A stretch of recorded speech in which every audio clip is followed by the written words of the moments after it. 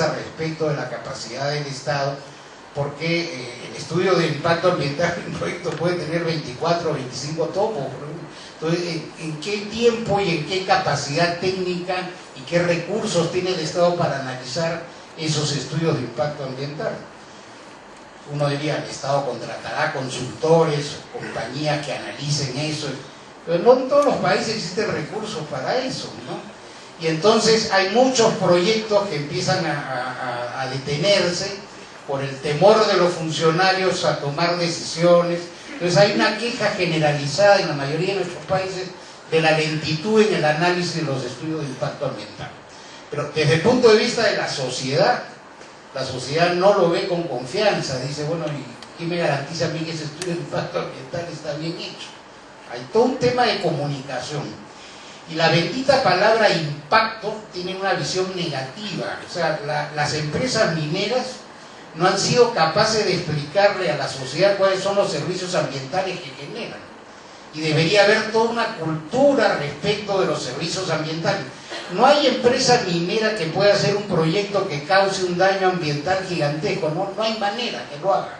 No hay ningún banco que lo financie. Los estudios de impacto ambiental que exigen los bancos y los estudios de impacto ambiental que exige, por ejemplo, el gobierno de Canadá, que obliga a todas sus empresas a seguir todos los convenios internacionales y obligaciones del Estado canadiense en todo el mundo. Si tiene operaciones en Chile, tiene que regirse bajo las normas y los compromisos ambientales del Estado canadiense. Y hay una autoridad canadiense que supervisa el impacto ambiental de las operaciones mineras de empresas canadienses en el extranjero. Pero nada de esto se conoce, o sea, no hay una información en la sociedad respecto de los estándares ambientales que hay que cumplir, que son muchas veces superiores a los que exigen nuestros países. Pero hay una desconfianza generalizada, ¿no? Se vienen a llevar una riqueza nuestra y encima nos dejan un daño en la sociedad. Esa es la imagen que existe en muchos países. El otro tema es bien complejo en la dimensión sociopolítica, es decir, ¿qué entendemos por área de influencia de un proyecto minero? Un proyecto minero que tiene un impacto nacional como el que tenía yo en la República Dominicana, es la inversión más grande en la historia de la República Dominicana. ¿Cuál es el área de influencia de ese proyecto? ¿Las 5 o 6 distritos alrededor de la mina o el impacto que esto tiene en el 10% del PBI de la República Dominicana? Entonces yo tenía un área de influencia de una intelectualidad en la capital que estaba a 200 kilómetros de la mina, que estaba preocupada por el impacto de ese proyecto. Entonces, ¿qué cosa entendemos por área de influencia? No se ha legislado sobre la materia y las empresas definen el área de influencia en lo que le llaman el círculo social, es decir, la entrega de prebendas a una serie de comunidades que están a los alrededores para que estén tranquilos y contentos. Esa es un poco la idea generalizada. Yo creo que aquí hay un tema de fondo. Por ejemplo, ¿quiénes son interlocutores de un proyecto minero? Yo en una comunidad puedo organizar el Frente de Defensa Ambiental de Tarapacá y me convierto en interlocutor de la empresa, o es la autoridad el interlocutor de la empresa. ¿Quiénes son las llamadas organizaciones de la sociedad civil? ¿Quiénes las han elegido? ¿Quiénes son sus miembros? ¿Qué condiciones democráticas de gestión tienen? La mayor parte de los frentes de defensa ambiental están formados por 4 o 5 personas que movilizan a la comunidad y no son reconocidos institucionalmente por la sociedad. No tienen estatuto, no tienen ninguna organización. Tema tremendamente complejo porque alguien me podría decir, no, es la población organizada. Es un concepto muy genérico, ¿no? Pero yo, autoridad, tengo que tener interlocución con eso. Yo, empresa, tengo que tener interlocución con cualquier tipo de actor social que se me presenta, o cualquiera tiene derecho a paralizar un proyecto, a hacer una movilización, o hay canales establecidos. Hay N casos en América Latina de organizaciones sociales que han parado importantes proyectos de inversión sin tener ninguna representatividad en términos de miembros, o sea, 4 o 5 dirigentes que logran movilizar a la población. El otro tema es el impacto en el desarrollo local y regional y la disponibilidad fiscal de recursos. esa es otra dimensión analítica. Las regiones, las localidades dicen, bueno, ¿y yo qué gano con esta explotación? O sea, ¿en qué sentido beneficia a la región? Entonces, hay el tema de la distribución de los beneficios a nivel local y sobre todo en qué medida se genera un clúster local, una red de proveedores.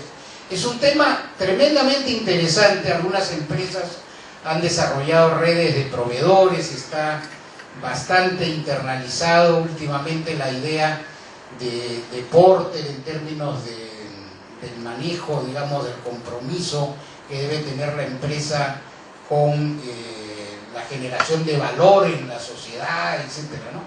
Pero acá hay un tema de fondo, o sea, ¿cuál es la calidad de los proyectos de responsabilidad social empresarial? Las empresas no tienen una visión estructurada respecto del tipo de proyectos que deben hacer. Y la sociedad a veces espera que la empresa haga proyectos que le corresponden hacerlos al Estado. O sea, yo como empresa no puedo construir una carretera porque se me ocurre, así sea necesaria la carretera. Es el Estado el que tiene que construir la carretera. Entonces, ¿cuál es el ámbito de influencia?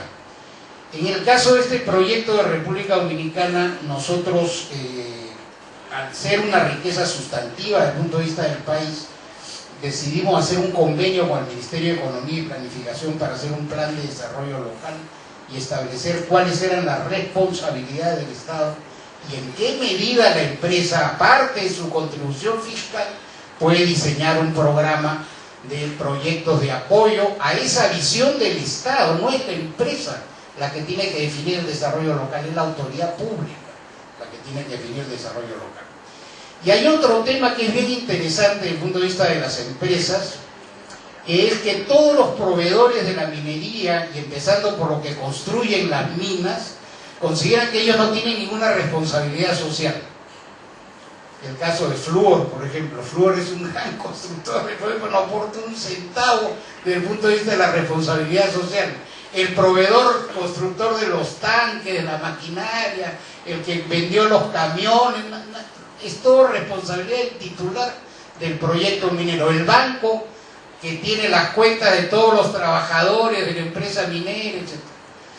En este caso, al haber un plan de desarrollo local de la mina Pueblo Viejo, nosotros hicimos una red de empresas privadas que tenían responsabilidad social en el área de influencia del proyecto. Es decir, no es solamente responsabilidad de la mina, es responsabilidad de todos los que tienen valor dentro de la explotación minera: el banco, el vendedor de cerveza, el vendedor de ron, el constructor de viviendas, el que hizo la mina, la empresa de camiones. Todos esos tienen responsabilidad social en términos de un proyecto minero, pero la visión que existe en la sociedad es que solamente la empresa minera la responsable. No, hay que organizar a todos aquellos que están vinculados a la generación de valor en la minería. Por último, el tema del desarrollo humano, ¿no? O sea, finalmente lo que nos interesa es cuál es el impacto de esta entrega de estos recursos